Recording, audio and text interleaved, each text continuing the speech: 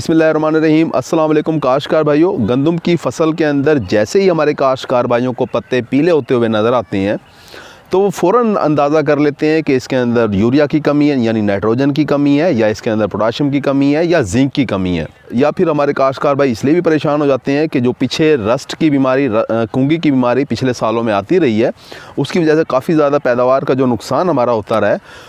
बाज़ ज़िम्मेदार ये कह रहे होते हैं कि शायद वो बीमारी ना आ गई हो, बहुत ज़्यादा परेशान हो जाते हैं। फसल हम आपको दिखाते हैं। इस खेत में आप देखें कि किस तरीके से पत्ते जो हैं वो पीले हो रहे हैं। पहले आप फसल देख लें, उसके बाद फिर बात करेंगे। काश भाई ये आप पत्ते देखें इसके। गंदम का पत्ता जब आपको इस तरीके से पीला होता हुआ नज़र आए, ये आप इनकी देखें। ये अगर मैं दिखा सकूँ आपको, इन पत्तों की देखें, इनकी टिप्स जो हैं वो सबकी पीली हो रही हैं और बाज़ टिप्स जो हैं वो जली हुई भी नज़र आ रही होंगी आपको। जैसे ये देखें, इसकी टिप्स, इस पत्ते की टिप्स को देखें, ये जली हुई नज़र आ रही है। इसी तरह से अगर इस पत्ते को अगर आप देखते हैं तो इसके ऊपर देखें, ये भी जो है आपको टिप्स जली हुई नज़र आ रही है। काश्तकार भाई बिल्कुल परेशान नहीं होना। काश्तकार भाई इस तरह से पत्तों को पीला देखकर, अगर पत्ते इस तरह से आपके पीले हो रहे हैं, निशान पीले आ रहे हैं, या पत्ते जो हैं ख़राब हो रहे हैं आपके थोड़े से, बिल्कुल परेशान नहीं होना। ना तो ये पोटाशियम की कमी है, ना ही ये यूरिया की कमी है, ना ही सल्फ़र की कमी है, और ना ही जिंक की कमी है। जितने एक्सपर्ट्स आप बुलाओगे उतना ज़्यादा आप परेशान होंगे। कभी आप यूरिया के स्प्रे कर रहे होंगे, कभी आप जिंक के स्प्रे कर रहे होंगे, कभी आप पोटाश के स्प्रे कर रहे होंगे। काश्तकार भाई इस तरह से पत्ते जब आपको पीले नज़र आ रहे हों तो हमेशा ऐसा नहीं होता कि नाइट्रोजन की कमी से पत्ते पीले हो रहे होते हैं, पोटाशियम की कमी से। ऐसा बिल्कुल नहीं है। ना तो ये नाइट्रोजन की कमी से पत्ते पीले हुए हैं, ना ही ये फास्फोरस की कमी है, ना ही पोटाशियम की कमी है, ना जिंक की कमी है, और ना ही मैंगनीज़ मैग्नीशियम की कमी है, और ना ही इसके ऊपर कोई धुंध के कोरे के असरात हुए हैं जिसकी वजह से फसल पीली हो गई है। बल्कि असल वजह क्या है कि हमने इसके ऊपर जड़ी बूटियों वाला स्प्रे किया है। स्प्रे करने के बाद याद रखें कि 2 दिन के बाद, क्योंकि स्प्रे का दबाव होता है, एक प्रेशर होता है गंदम की फसल के ऊपर, इस खेत के ऊपर 2 दिन पहले स्प्रे हुआ है, उससे प्रेशर आया। इस तरीके से जो है वो पत्तों की जो टिप्स हैं वो पीली हो गई हैं, कुछ टिप्स जो हैं वो जल गई हैं। या आप फसल के अंदर देख सकते हैं किस तरीके से पीला हो रहा है, और पूरा खेत ही हमारा जो है वो इसी तरीके से इनकी जो टिप्स हैं वो पीली हो गई हैं। जब आपको खेत इस तरीके से नज़र आए, जड़ी बूटियों का, मैंने बताया जड़ी बूटियों का जब आप स्प्रे करोगे तो 2 दिन के बाद इस तरह की अलामात आपको खेत में नज़र आ रही होंगी।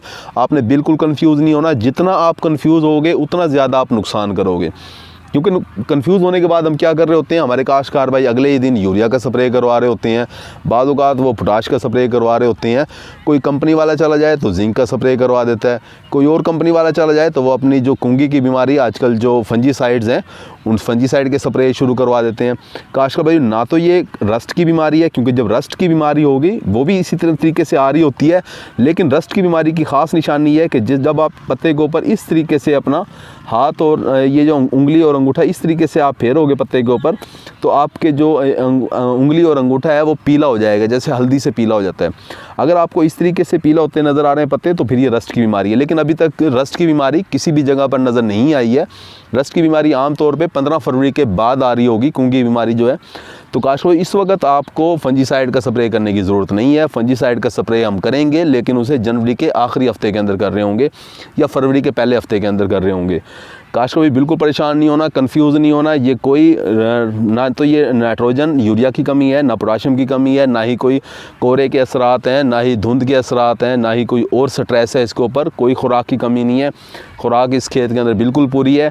ये सिर्फ़ और सिर्फ जो है वो जड़ी बूटियों वाला स्प्रे जो है उसके असरात हैं, उसकी वजह से स्ट्रेस में आया है, दबाव में आया है, उसकी वजह से इसे आप केमिकल इंजरी कह सकते हैं। ये केमिकल इंजरी है, केमिकल इस्तेमाल करने की वजह से इंजरी हुई है इसे।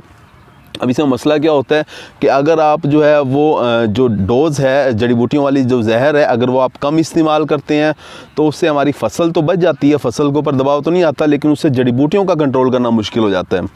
लेकिन और इसी तरीके से अगर आप डोज़ को बढ़ा देते हैं तो उससे जड़ी बूटियाँ बहुत ज़्यादा अच्छे तरीके से कंट्रोल हो जाती हैं, लेकिन हमारी फसल इस तरीके से स्ट्रेस में आ जाती है, फसल थोड़ी सी पीली हो रही होती है।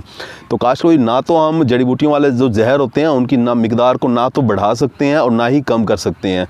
जितना कंपनी रिकमेंड कर रही होती है उतना ही हमें चाहिए कि उतना ही जो है हम स्प्रे करें, ना उसे बढ़ाएं और ना ही उसे कम करें।